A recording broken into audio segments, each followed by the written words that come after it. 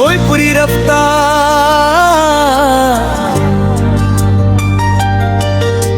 भोजपुरी रफ्तार।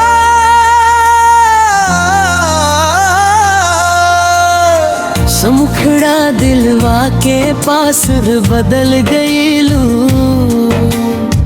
हमके अकेला छोड़ निकल गईलू।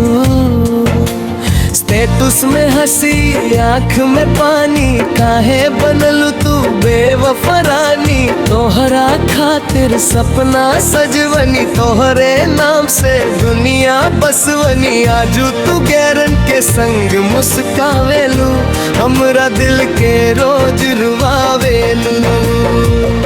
ओ बेवफा याद तोहर जान लेत बा। ओ बेवफा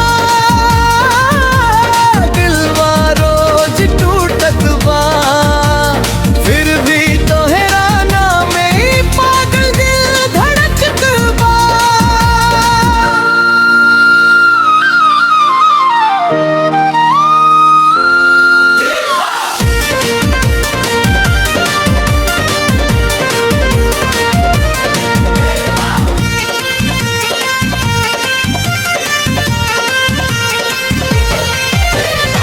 अंतरा पहला पहला प्यार के दिनवा,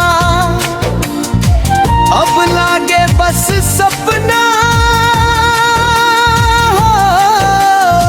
तोहरे खातिर लिखनी गीतवा, बाकी मिलल बस अपना रोना हो।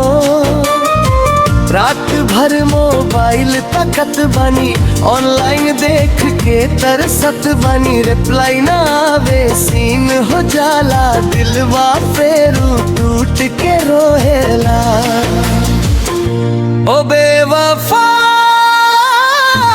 याद तोहर जान लेत बा। ओ बेवफा दिलवा रोज टूटत बा, फिर भी तोहरा नाम ही पागल दिल धड़कत बा।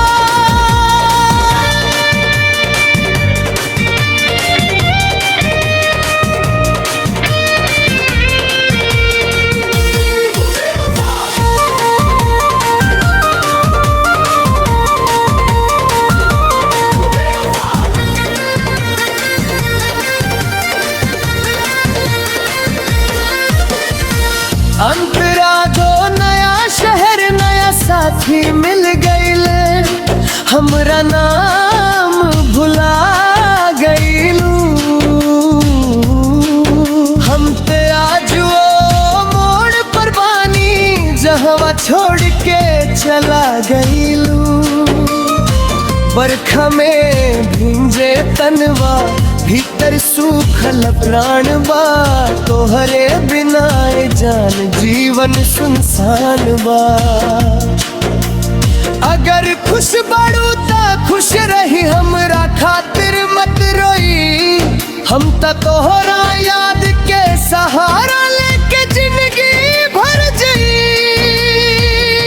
ओ बेवफा याद तोहर जान लेता है बा। ओ बेवफा दिलवा रोज टूटत बा, जतना भुलैबू कबो याद अब दिल से हमके कबो ना मिटाइबू।